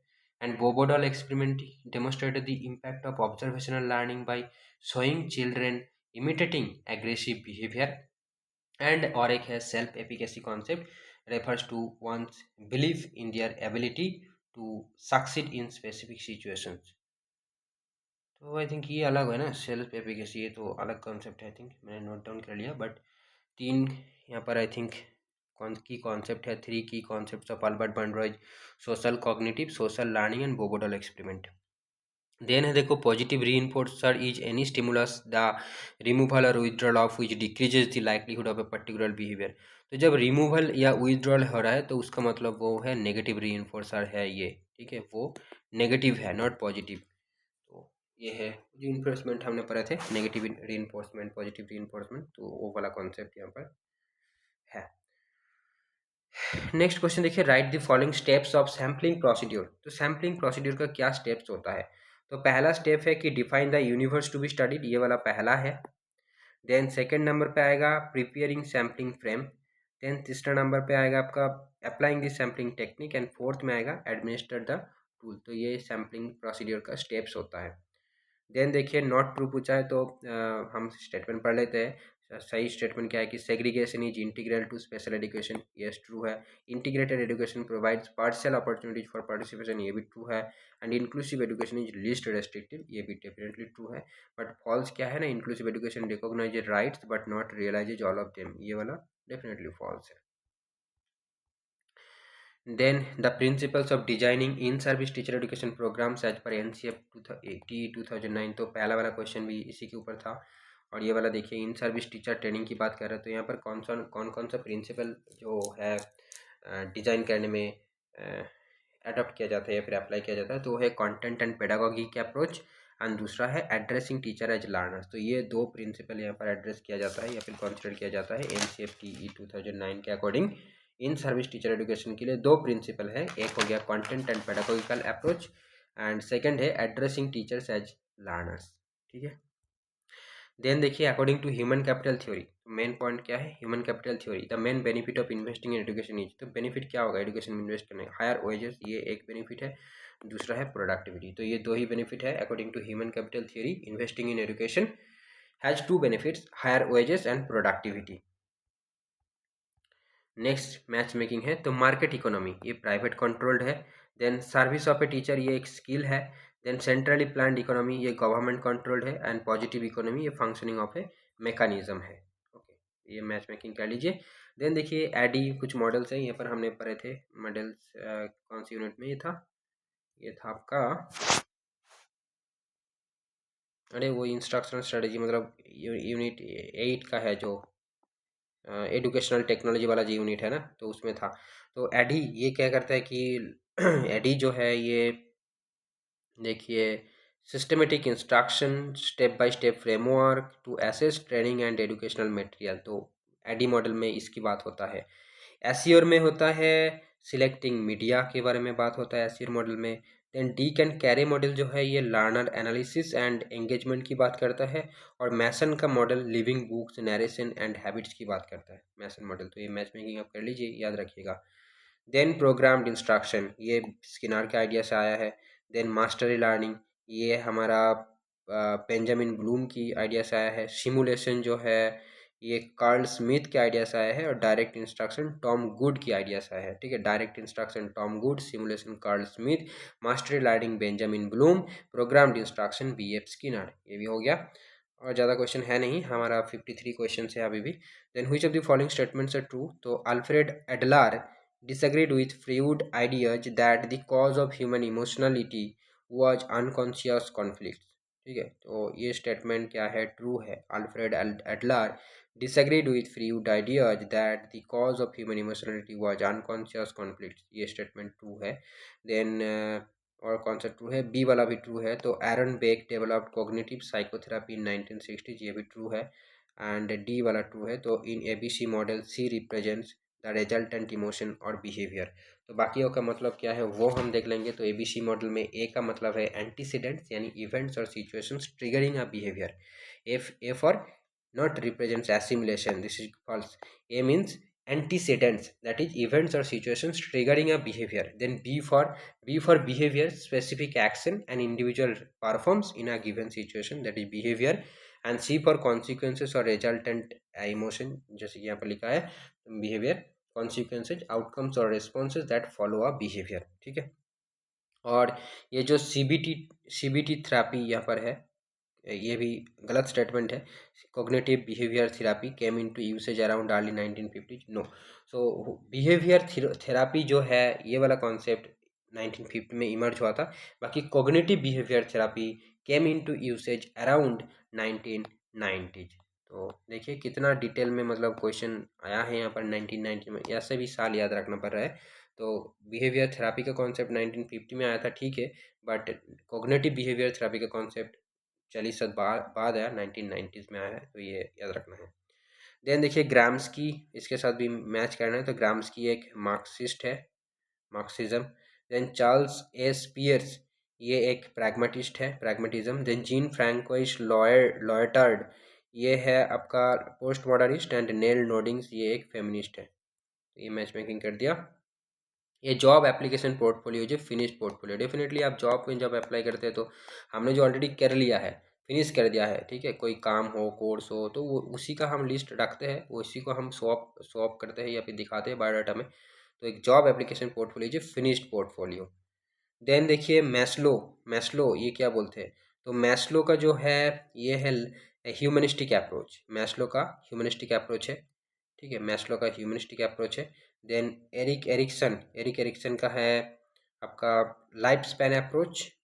And Sheldon is constitutional approach. And Freud जो है ये साइको एनालिटिक अप्रोच की बात करता है. फिर से एक बार, Maslow humanistic approach, Erikson life span approach, Sheldon constitutional approach, Freud psycho analytic approach. Note down कर लीजिएगा. देन देखिए फिर से अप्रोच की बात हो रहा है और की क्वेश्चन. तो एथनोग्राफी का की क्वेश्चन क्या है कि what are the cultural patterns and perspectives of this group in its natural setting. तो वो है एथनोग्राफी में ऐसा क्वेश्चन पूछा जाता है. फिर इथोलॉजी का सब्जेक्ट मैटर क्या है, फिर क्वेश्चन क्या है कि इथोलॉजी है how do the origins, characteristics and culture of different societies compare to one another. ये इथोलॉजी का जो है क्वेश्चन है. देन एथनो मेथोडोलॉजी, इसमें क्या पूछा जाता है कि how do people make sense of their everyday activities in order to behave in socially accepted ways, that is ethnomethodology. Then phenomenology क्या बोलते हैं, what is the experience of an activity or concept from these particular participants perspective, that is phenomenology. What is the experience of an activity or concept from these particular participants perspective, इसका मतलब है phenomenology. Then देखिए aptitude test का मतलब क्या है. यहाँ पर वो दिया गया है कि selection and placement decisions typically involve prediction about future learning based on present characteristics of the individual. तो इसको हम बोलते हैं aptitude test. Next, arrange the following steps of inference as propounded by Nyaya school of Indian philosophy. ठीक है, तो न्याय school of Indian philosophy में जो इन्फरेंस, स्टेप्स ऑफ इन्फरेंस क्या क्या दिया गया है. तो पहला है प्रपोजिशन, सेकेंड है रीजन, थर्ड है एग्जाम्पल, फोर्थ है एप्लीकेशन, फिफ्थ है conclusion. So these are the step: proposition, reason, example, application, conclusion. Proposition, reason, example, application, conclusion, ये है न्याय फिलोसफी में steps of inference. Then in 1987, NCERT launched Project on Integrated Education for Disabled in conjunction with UNICEF, UNICEF, UNICEF. ठीक है, in 1987 NCERT launched project on integrated education for disabled in conjunction with UNICEF। ये ध्यान रखिएगा। Main features of grassroot approach of curriculum change. ठीक है, grassroot approach में curriculum change में main feature क्या क्या है, तो ये वाला है बॉटम अप अप्रोच, ये एक कंपोनेंट है। देन आपका है डेमोक्रेटिक प्रोसेस, ये भी है। और गोल सेटिंग बाय प्रैक्टिशनर्स, ये भी एक अप्रोच ग्रासरूट अप्रोच का फीचर है। तो bottom up approach, democratic process, goal setting by the practitioners, these are the features of grassroot approach of curriculum design. Then देखिए which statements define educational finance. तो educational finance का मतलब क्या है, at the micro and macro level. ठीक है, तो micro level मतलब क्या है ना, decisions made by individuals and households when financing education. ठीक है, तो माइक्रो मतलब छोटा, तो इंडिविजुअल हो सकते हैं, पर हाउस होल्ड हो सकते हैं। बट मैक्रो मतलब includes drafting policy, subsidies, multi year expansion plan, ये सब मैक्रो एजुकेशनल फाइनेंस है। ठीक, the main aim of micro finance is to help economy grow and to generate employment. ठीक है, तो ये वाला जो है macro finance is framed for the sorry, ये वाला option B, macro finance includes drafting policy, subsidies, multi year expense plan, ये ट्रू है। Then main aim of micro finance is to help economy grow and to generate employment, ये भी जो है true है। Then macro finance has direct effect on whole economy and indirect effect on the whole population, this one is also true। and microfinance is an endless activity, ये मैंने Google में search किया तो ये भी ट्रू दिखा रहा था। बट हो सकता है कि देखो बी सी डी और ए गलत है। ठीक है, तो आई थिंक बेस्ट ऑप्शन यही है, तो बेस्ट ऑप्शन के हिसाब से 3 को चूज़ किया गया। बाकी स्टेटमेंट कंसिडर किया जाए तो micro finance is an endless activity, मतलब जब इंडिविजुअल लेवल पे बात जब इंडिविजुअल की होगा तो डेफिनेटली सारा so many activity, endless activity will be there, है ना। तो इस हिसाब से भी ये ट्रू है। बाकी जो है ऑप्शन जो ए है ये फॉल्स है। तो macro finance is framed for the needs used of individual, तो ये इंडिविजुअल की बात हो रहा है, तो फिर ये माइक्रो फाइनेंस की बात हो रहा है। देन देखिए इन मॉनिटरिंग ऑफ पॉलिसी, मतलब एक पॉलिसी को कैसे मॉनिटर किया जाता है उसको स्टेप को यहाँ पर अरेंज करना है। इन monitoring of policy, ensuring policy programs are completed on schedule and within budget। in process of policy monitoring arrange the following steps। तो क्या क्या स्टेप्स रहता है, तो पहला स्टेप यही है, पहला है एक establish expectations against which the implementer or policy maker monitors the policy delivery process। तो first thing is establish expectations, ये वाला मेन पॉइंट है, तो ये फर्स्ट स्टेप है। देन सेकेंड में आता है ई, तो एप्लीकेशन ऑफ रिसोर्सेज, मतलब रिसोर्स प्रोवाइड करना होगा, तो application of resources to the policy delivery process. Then आएगा third step, that is C, observing performance indicators on all parameters. Then आएगा B, analysis of cause of deviation from planned policy delivery process. And last is taking corrective action in case of deviation from policy delivery process. So these are the steps of plan or policy monitoring। then which of the following are features of moocs का feature क्या है ना, open access to learning content, yes this one is a feature। then optional certificate, yes certificate is optional। then limited enrollment, no। then low completion rate, yes ये एक feature है, क्योंकि हर कोई register तो कर लेता है, एनरोल तो हो जाता है, बट कंप्लीट नहीं करते। lack of interactivity, no this was not a feature of moocs। Then देखिए an inclusive curriculum means one curriculum for all students, या क्या क्या ही बोले, ठीक है। देन तो इंक्लूसिव का जो यूनिट है वो आप देख सकते हो कि ज़्यादा कुछ पढ़ने का है नहीं, बस आप इंक्लूसिव क्या है नहीं है, और जो एक्ट्स वगैरह है उसके रिगार्डिंग आप प्रिपरेशन कर लीजिए तो काफ़ी है। हम मैंने जब क्लास ले रहे थे, हमारा पेड बैच में एक स्टूडेंट है, ठीक है, तो उसको मैंने पढ़ा रहा था, तो वही हमने लगभग 2-3 यूनिट ही कंप्लीट किया है, क्योंकि बहुत देर हमने स्टार्ट किया था, और अभी हमारा PYQ सीरीज चल रहा है। ठीक है, देन देखिए यहाँ पर लिस्ट 1 एंड लिस्ट 2 है, तो मास्टरी डिसीजंस ये आएगा आपका। मास्टरी डिसीजन जो होगा ये आपका मास्टरी डिसीजन, तो एक क्राइटेरिया रेफरेंस टेस्ट में आएगा। एवरेज IQ ये नॉर्म रेफरेंस टेस्ट में आ जाएगा। इवैल्यूएशन ऑफ कैपेसिटी ये हो गया आपका summative evaluation of capacity. And guiding future instruction ये हो गया आपका फॉर्मेटिव इवैल्यूएशन। ओके, फिर से को देख लो, मास्टर डिसीजन ये हो गया आपका criterion referenced, average IQ non referenced, evaluation of capacity ये हो गया समेटिव, गाइडिंग फ्यूचर इंस्ट्रक्शन ये हो गया formative. Okay, then match examples with Indian methods of knowing pramana. ठीक है, तो एग्जाम्पल विथ इंडियन मेथड्स दिया गया है और of knowing, Indian methods of knowing and प्रमाण क्या है उसका। तो ऑर्थोपत्ति ये एक मीन्स ऑफ नोइंग है, मेथड्स ऑफ नोइंग है, इसका प्रमाण क्या होगा, तो उसका एग्जाम्पल दिया गया है। तो ऑर्थोपैथी का एग्जाम्पल है he does not eat in day time, he is fat, he eats in night. तो ये एक ऑर्थोपैथी का एग्जाम्पल है। देन अभाव जो है ये वाला, a chair is not a table. Then उपमान का एग्जाम्पल होगा आपका ये वाला, this cow is different from domestic cow, must be a nilgai. Then शब्दों, conch shell is not a bone according to Vedas, तो किसी का रेफरेंस ले रहे हैं तो हम वो शब्द हो गया, ठीक है। तो ये 4 प्रमाण है। देन देखिए ये क्वान क्वाल, इसका मतलब क्या है, क्वान मतलब क्वांटिटेटिव है, क्वाल मतलब क्वालिटेटिव है। तो represents a mixed method research design which is concurrent explanatory. अच्छा, तो इसका करेक्ट आंसर है सीक्वेंशियल एक्सप्लेनेटरी, ठीक है, सीक्वेंशियल एक्सप्लेनेटरी। तो मिक्स्ड मेथड जो डिज़ाइन है वो बेसिकली 4 टाइप्स का, सॉरी 3 टाइप्स का होता है। एक हो गया कन्वर्जेंट पैरेलल डिज़ाइन। तो कन्वर्जेंट पैरेलल डिज़ाइन मतलब है ये जो क्वांटिटेटिव एंड क्वालिटेटिव डाटा, इसको हम प्लस साइन में दिखाते हैं कि क्वांटिटेटिव प्लस क्वालिटेटिव, ऐसे साइन में दिखाते हैं। ये बेसिकली एक साइन है, ठीक है, तो ध्यान रखिएगा। क्वांटिटेटिव प्लस क्वालिटेटिव ऐसे करके जब दिखाएंगे तो उसका मतलब है कन्वर्जेंट पैरेलल डिज़ाइन है।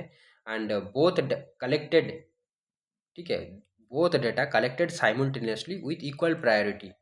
देन एक्सप्लेनेटरी सीक्वेंशियल डिज़ाइन, जब एक्सप्लेनेटरी सीक्वेंशियल डिज़ाइन होगा तो अब क्या होगा कि ऐसे quantitative qualitative, quantitative arrow qualitative, मतलब क्वांटिटेटिव को फर्स्ट कलेक्ट किया जाएगा, देन क्वालिटेटिव डेटा को एक्सप्लेनेशन के तौर पे यूज़ किया जाएगा। देन आपका आता है एक्सप्लोरेटरी सीक्वेंशियल, ठीक है, एक्सप्लोरेटरी मतलब एक्सप्लोर कर रहा है तो क्या होगा, पहले क्वालिटेटिव आएगा एक्सप्लोर मतलब पहले क्वालिटेटिव आएगा, फिर एरो देके क्वांटिटेटिव आएगा, मतलब लिखेंगे हम उल्टा ऐसे, क्वालिटेटिव एरो क्वांटिटेटिव ऐसे लिखेंगे। तो वो हो गया qualitative, sorry exploratory sequential exploratory sequential. Concurrent मतलब अगर डाटा को हम साथ साथ कलेक्ट करें तो हम कॉन्करेंट कहेंगे, और अगर स्टेप बाय स्टेप कलेक्ट करें, पहले क्वांटिटेटिव कलेक्ट किया फिर क्वालिटेटिव किया या फिर ऐसे स्टेप बाय स्टेप, तो हम उसको सीक्वेंशियल बोलेंगे। और क्वालिटी पहले आया तो फिर वो एक्सप्लोरेटरी है, और अगर क्वांटिटी पहले आया तो वह एक्सप्लोरेटरी है, ठीक है। और अगर दोनों साथ साथ हम कर रहे हैं तो हो गया कन्वर्जेंट पैरेलल डिज़ाइन, बस सिंपल। तो ये हो गया मिक्स्ड मेथड रिसर्च डिज़ाइन, ध्यान रखिएगा। और ज़्यादा क्वेश्चन है नहीं, चलो जल्दी खत्म करते हैं, नींद आ रहा है। The first written examination to test spelling achievement of students was used by Joseph M Rice. Joseph M Rice क्या है, फर्स्ट लिखित एग्जाम लिए थे भाई साहब ने स्पेलिंग अचीवमेंट टेस्ट करने के लिए। Which amongst the following theory affirms the inequality is socially constructed and can be eradicated? Definitely Marxism. Then देखिए prominent feature of Dick and Carey model that distinguishes it from ADDIE model that is inclusion of formative evaluation at each step. तो ये difference है। अब ये theory अगर पढ़े हैं, हमने पढ़ रहे थे थ्योरी, तो उसमें देखिए ये सारे पॉइंट्स नहीं मिलेगा, तो इसलिए पीवाई क्यूब सॉल्व करना बहुत ही जरूरी है, ठीक है, क्योंकि ये क्वेश्चन ही नहीं आएगा तब बट पीवाई क्यूब सॉल्व करते बाद, क्योंकि ये जो क्वेश्चन बनाया है ये है ना हाईली क्वालिफाइड इंटेलिजेंट प्रोफेसर्स ने बनाया, तो बहुत सोच समझ के एक्सपीरियंस लागे हैं इसमें बनाने के लिए, तो आपको बहुत सारे फंडा क्लियर हो जाएगा, आपको बहुत कुछ मतलब जानने को मिलेगा, नया नया चीज़ें और सोचने को भी मिल सकता है। तो prominent feature of Dick and Carey model that distinguishes it from ADDIE model that is inclusion of formative evaluation at each step, ठीक है। तो डीक एंड कैरे मॉडल का ये स्पेशलिटी है कि inclusion of formative evaluation at each step. Then देखिए which of the following value is enshrined in the preamble of the constitution, ये secularism है, इसे पता होगा। Then a teacher uses Socratic method to help students in developing critical thinking skills reading a lesson on global warming, this method best aligns with which theorist principal.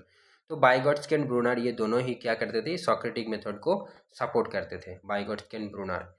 Then हम मतलब ये दो क्यों सही है, क्योंकि दोनों में से अगर जो भी चूज़ किया है तो एग्ज़ाम में तो उसको मार्क्स दे दिया गया है, तो दोनों सही है, मतलब मैंने तो आंसर की के अकॉर्डिंग किया है ना, तो वहाँ पर 3-4 दोनों ही लिखा था। Then needs of curriculum development include, तो नीड्स क्या क्या है, एक हो गया एक्विजिशन ऑफ नॉलेज, और दूसरा हो गया प्रॉपर यूज ऑफ टाइम। तो इन दोनों कारण के लिए हम करिकुलम बनाते हैं। देन देखिए which of the following not basic principle of curriculum development, तो करिकुलम से काफ़ी क्वेश्चंस आए हैं ना, तो बेसिक प्रिंसिपल नहीं है, वो है प्रिंसिपल ऑफ लेजर। तो बाकी सारे प्रिंसिपल है, तो बाकी सारे आपको याद रखना है कि principle of totality, principle of maturity, principle of flexibility, ये सारे करिकुलम डेवलपमेंट का प्रिंसिपल है। Then the measurement of human abilities personality interest encounters problems in, ठीक है। कब कब ये सब मेजर करना के लिए हम क्या क्या प्रॉब्लम को फेस करते हैं, ठीक है। हम ह्यूमन एबिलिटीज का अगर मेजर करने जाए तो क्या प्रॉब्लम फेस करेंगे, पर्सनैलिटी को मेजर करने के लिए हम क्या क्या प्रॉब्लम फेस कर सकते हैं, इंटरेस्ट को मेजर करने के लिए क्या क्या प्रॉब्लम फेस करते हैं, वो उसको हमको आइडेंटिफाई करना है। तो A B C and D correct है। तो सिलेक्टिंग एट्रीब्यूट्स ऑफ वेरिएबल्स, हम क्या एट्रीब्यूट ले वो उसमें हम प्रॉब्लम फेस करेंगे। डेवलपिंग एजुकेशनल डिवाइसेस और test, quantifying the attributes, determining operations to isolate the attributes, ठीक है। तो ये सारे हमने कर लिया, तब तो हम स्कोर बना सकते हैं, बट ये सारे में ही क्या होगा, हम अटक जाएंगे।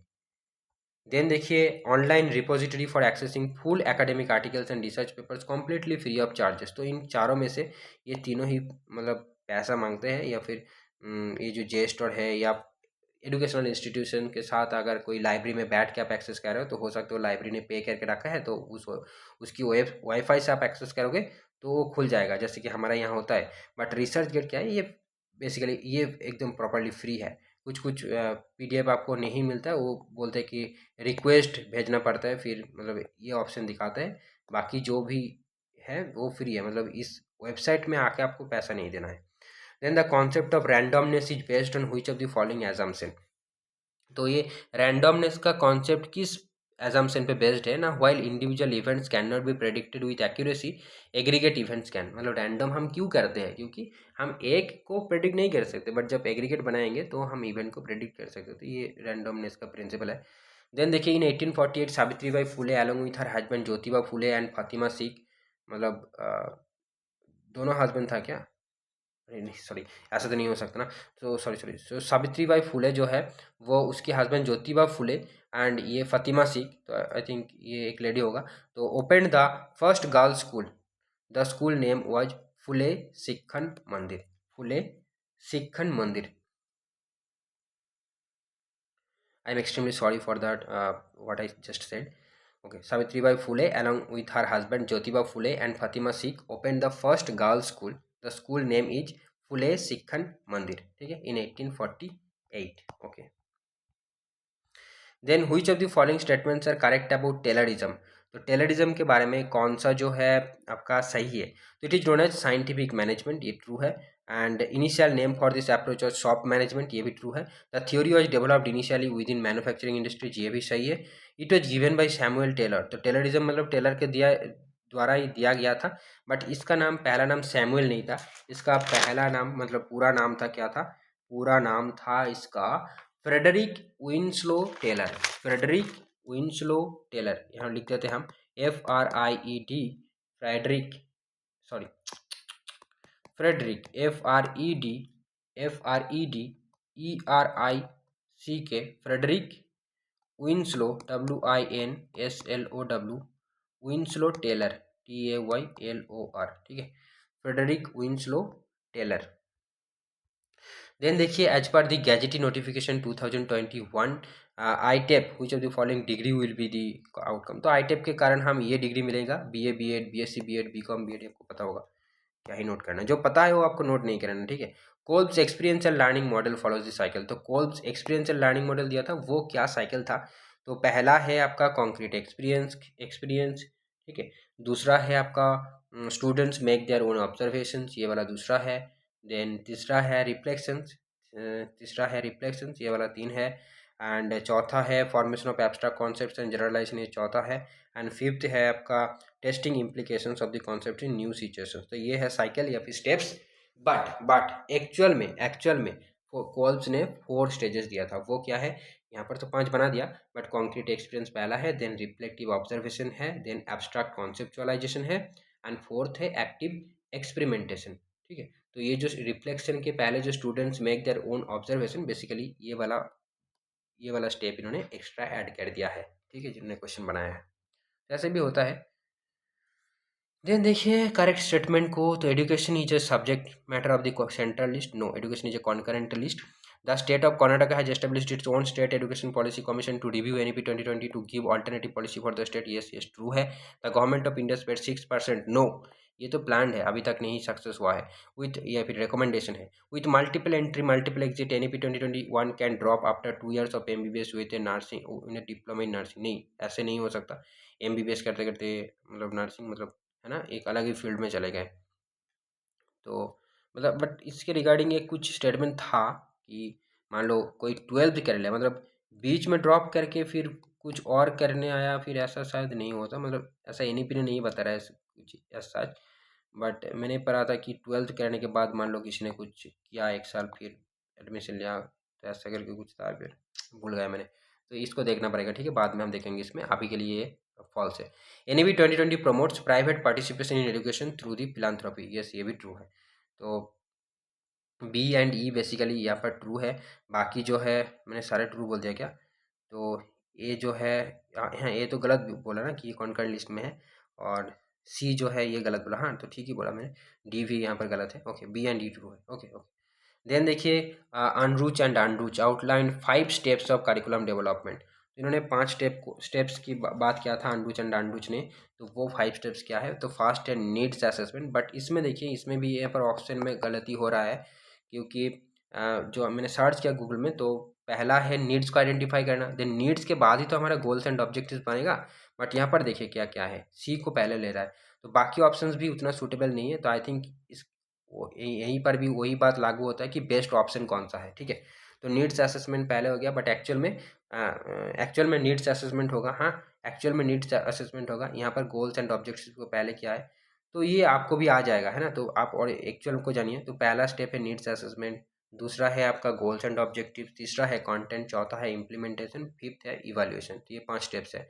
देन देखिए पीईआरटी मतलब है program evaluation and review technique, जो कि मैनेजमेंट का यूनिट का एक पार्ट है। तो PERT was developed primarily to simplify the planning and scheduling of large and complex projects, ये ट्रू है। एंड पीईआरटी में यूटिलाइज 3 टाइम्स एस्टिमेट्स, तो what are they 3 time estimates लिख के रखिए, optimistic, most likely and pessimistic. Optimistic optimistic optimistic then most likely and तीसरा হচ্ছে pessimistic, PESSIMISTIC, pessimistic, ठीक है। Then PERT was developed between 1950 and 60, ये भी ट्रू है। फॉल्स क्या है, in a PERT chart nodes represent the activities और task, no, nodes represent the milestones in the project और इवेंट्स इन द प्रोजेक्ट, ठीक है, और जो एरोज है वो रिप्रेजेंट करता है एक्टिविटीज और टास्क को, तो उल्टा कर दिया यहाँ पर, तो ये इसलिए ये स्टेटमेंट गलत है, आप करेक्ट करके लिखिए। इन ए PERT चार्ट या फिर part chart, nodes are used for events or milestones and arrows represent tasks or activities in the project. then हम गैगनेज जो है 9 आपका इवेंट्स के बाद क्या था इंस्ट्रक्शन में, तो इन्होंने यहाँ पर 5 नोट डाउन किया है, तो हम पूरा 9 को ही देख लेंगे, ठीक है। तो पहला है गेन अटेंशन, जो कि यहाँ पर भी है, तो पहला है गेन अटेंशन। देन दूसरा है describe goal and inform the learner of the objectives, मतलब ये वाला है दूसरा, describe goal and inform the learner of the objective. Then तीसरा है stimulate recall of prior learning, ये भी है तीसरा, stimulate recall of prior learning.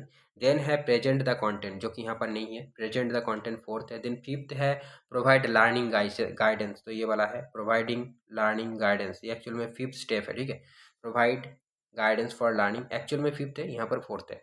Then है सिक्स्थ है elicit performance, that is practice, elicit performance in bracket practice, ये भी यहाँ पर नहीं है। देन है प्रोवाइड री इन्फोर्समेंट, तो यहाँ पर एक्चुअल में ये क्या होगा, सेवेंथ होगा, बट यहाँ पर फिफ्थ है, ठीक है, एक्चुअल में ये सेवेंथ है, प्रोवाइड री इन्फोर्समेंट। देन 8 है एसेस परफॉर्मेंस एंड 9 है एनहांस रिटेंशन एंड ट्रांसफर, 9 है enhance retention and transfer. I hope आप नोट डाउन कर रहा है, आप पॉज कर करके नोट डाउन कीजिए, ठीक है, ओके। देन देखिए as per NEP 2020 National Education Technology Forum, जिसको बोला जाता है NETF, तो इसका फंक्शन क्या होगा, तो इसका फंक्शन होगा ABD, मतलब ये वाला 3, तो envision strategic thrust areas in educational technology, yes इसको एजुकेशनल टेक्नोलॉजी के लिए ही बनाया जा रहा है। Articulate new directions for research and innovation, ये भी ट्रू है। Provide independent evidence based advice to central and state government on technology based intervention, ये भी ट्रू है। बाकी allocate research projects in field of educational technology from 2026, ये गलत है। Establish state of art technology centre इन गुजरात, ये भी गलत है, गुजरात में ही क्यों होगा सिर्फ, है ना, तो ये गलत है। Then teachers and counselors are often interested in using tests to determine their students' strengths and weaknesses, the areas where they are doing well and those where they are doing poorly. Which of the following test? Definitely ये formative होगा ना, formative evolution में हम ये जान सकते हैं कि कहाँ अच्छा कर रहे हैं, कहाँ पुअर है. According to Jainism following are required to attend moksha. तो जैनिज्म में तीन जो है थ्री ज्वेल्स बोला जाता है, three jewels JWELLES, three jewels. तो वो है सम्यक दर्शन, देन सम्यक दृष्टि एंड सम्यक ज्ञान. नहीं, मैंने गलत बोल दिया, वेट 1 सेकेंड देखना पड़ेगा. हाँ, तो ये सम्यक सम्यक दर्शन, सम्यक ज्ञान, दृष्टि नहीं है, सम्यक दर्शन, सम्यक ज्ञान एंड सम्यक चरित्र.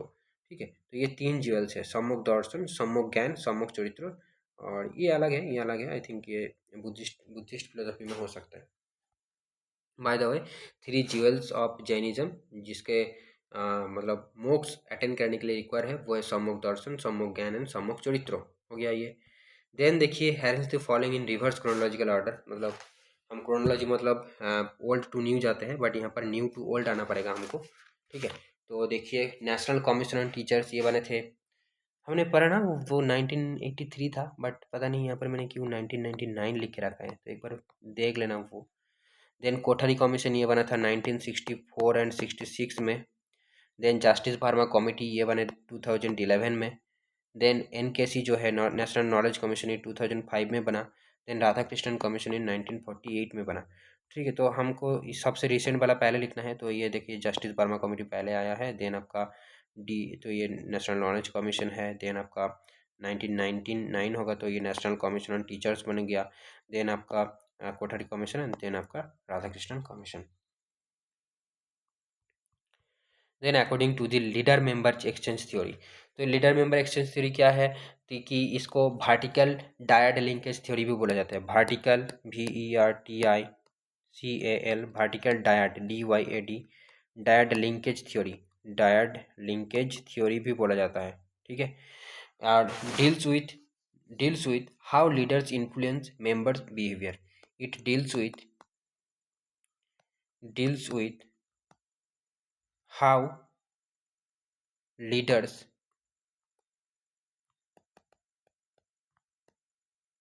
influence member behavior. How leaders influence member behaviors. ठीक है, then leaders often classify new team members into two groups, that is in groups and out group. in group and out group. तो in group का मतलब है क्या, in group का मतलब जो ज़्यादा करीब होंगे. ठीक है, तो high quality relationship with the leader with trust and respect, तो वो इन ग्रुप में आता है. और यहाँ पर बोला है कि सब group of low quality exchange, तो मतलब low quality relationship with less trust and respect, तो वो आएगा आउट ग्रुप में. देन देखिए, put the 5 stages of the design of 6 sigma. तो बोला जा रहा है 6 सिग्मा, बट यहाँ पर 5 स्टेज ही है. ठीक है, तो ध्यान रखने वाली बात यह है कि 6 सिग्मा में 5 स्टेज है. तो पहला है डिफाइन, पहला है ये डिफाइन रियलिस्टिक गोल्स. तो ऑप्शन सी ये पहला है, define realistic goals that suit customer requirements, ये पहला स्टेप है. देन दूसरा है मेजर, डिफाइन के बाद मेजर करना है, तो ऑप्शन ई है, measure and identify the customers critical to quality requirements and translate these into project goals. तो ये दूसरा स्टेप है. तीसरा है एनालाइज, तीसरा है एनालाइज, दैट मीन्स ये option D, analyse multiple options and alternatives for the customer along with the estimated total life cycle of the project. तो ये तीसरा है, तीसरा है. Then design, design the process at high level before moving on to a more detail version, तो ये fourth है. And fifth है, verify that the final iteration of the product or process is approved by all customer and clients. तो ये fifth step है. ठीक है, तो ये 6 सिग्मा का हमारा फिफ्थ स्टेज है. First is define, second is measure, third is analyse, fourth is design and fifth is verify. तो ऐसे करके छोटा छोटा टर्म भी आप याद रख सकते हो. देन देखिए, नॉट करेक्ट पूछा है, तो qualitative research often avoid stating hypothesis before data collected, ये ट्रू है. Then the quantitative framework in educational research involves the application of the scientific method to try to answer questions about education. Definitely education research है, तो education की question को ही answer करेंगे. And quantitative research usually test the specific hypothesis, qualitative research often does not. Yes, quantitative test में hypothesis को test किया जाता है जो कि क्वालिटी में नहीं होते. और qualitative research often avoid stating hypothesis before data collected, quality में ऑफन हाइपोथेसिस होते ही नहीं है। बट यहाँ पर जो गलत स्टेटमेंट है क्या है, a positivist believes that qualities of natural phenomenon must be verified by evidence after considering them as knowledge. नहीं, वो बोलते पहले ही वेरीफाई करना है उसको, तब हम उसको नॉलेज का सोर्स मानेंगे, है ना। पॉजिटिविस्ट जो देखता है वही बिलीव करता है पॉजिटिविस्ट, तो आफ्टर क्यों होगा, पहले ही उसको एविडेंस चाहिए, उसके बाद उसको नॉलेज मानेंगे वो। तो ये उल्टा बोल दिया, ठीक है, और ज़्यादा नहीं है, हो गया। देखिए यहाँ पर भी दो स्टेटमेंट आपको जानना है। A valid test will also be a reliable as well, and a reliable test may be or may not be valid. तो यही जानना है कि a valid test can be, valid test is always reliable, ठीक है, valid test will be reliable, but a reliable test may or may not be valid. बस हो गया खत्म।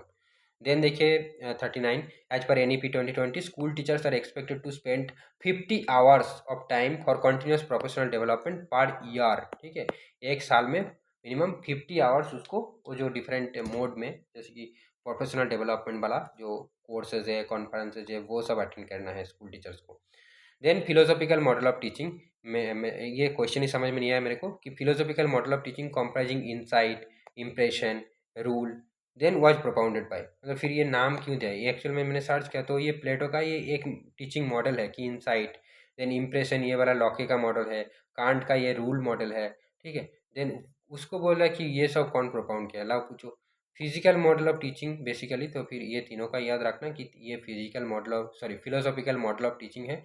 और उसके साथ ये भाई साहब इसराइल इसराइल स्टेपलर या फिर स्टेपलर, ये भी ये फिलोसॉफिकल मॉडल ऑफ टीचिंग दिया था।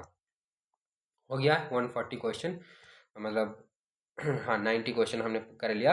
आप देखिए ये वाला पैसेज के ऊपर क्वेश्चन है 10 क्वेश्चन, तो इस पैसेज से जो भी है हम मैंने नोट डाउन कर लिया है। तो यहाँ पर एक पैसेज में आपका कल्चरल प्लूरलिज्म के ऊपर एक एक दिया है। तो कल्चरल प्लूरलिज्म लिख लीजिए कि व्हेन मेनी कल्चर्स को exist in A given geographical area without one dominating the other, तो उसको हम बोलते हैं कल्चरल प्लूरलिज्म।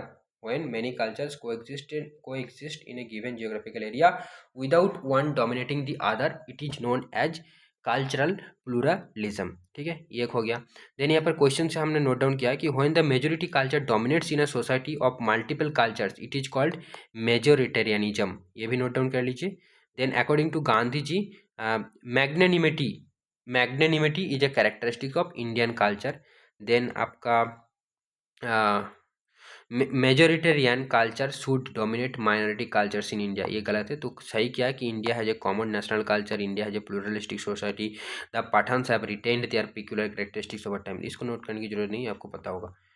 देन देखिए the embodiment of Indian cultural heritage is perceived in Mahatma Gandhi, उसको एम्बॉडीमेंट, गांधी जी को embodiment of Indian culture heritage माना जाता है, ठीक है। देन और एक है India is a land of multiple cultures, ये भी आपको पता है, नोट डाउन करने की जरूरत नहीं है, ठीक है। देन आता है आपका नेक्स्ट पैसेज अल्थुसर के ऊपर, मतलब इसका जो आइडियोलॉजी है, थॉट्स है, उसके ऊपर कुछ दिया गया है। तो अल्थुसर ने क्या बिलीव करता था कि that no class can hold power for any length of time simply by the use of force. तो पहले ये वाला जो लाइन है नोट कर लीजिए कि नो क्लास, मतलब ऊपर लिखिए Althusser then argues that no class can hold power for any length of time simply by the use of force, ठीक। देन ये वाला नोट कर दी, which of the following is not an ideological state apparatus, तो class is not an ideological state apparatus। Then subject members take their position as normal, natural and inevitable, ये definitely इसमें है paragraph में, ठीक है, but हम just पढ़ने के लिए तो नोट डाउन करके रख रहे हैं ताकि अगर कुछ काम में आ जाए बाद में, पैराग्राफ फॉर्म में ना देकर मान लो डायरेक्ट क्वेश्चन पूछ लिया गया तो क्या करेंगे, क्योंकि ये जो पैसेजेस है ये किसी ना किसी बुक थ्योरी, ठीक है, मतलब वही हमारा जो एजुकेशन सब्जेक्ट है उसी का थ्योरी का कुछ पार्ट यहाँ पर दिया जाता है। देन देखिए अल्थुसर ने बिलीव करता क्या कि schools reproduce ruling class ideology, schools जो है ये रिप्रोड्यूस करता है रूलिंग क्लास आइडियोलॉजी को। देन नेक्स्ट हम देखते हैं false class consciousness does not make people accept charge media and education, तो वो फॉल्स क्लास कॉन्शियसनेस क्या करता है, accept their position, accept the working class ideology, accept the insubordination, then for last question, for the longest possible duration to hold power the most efficient is ideological control. ये Althusser का ideas है कि for the longest possible duration to hold power the most efficient is ideological control.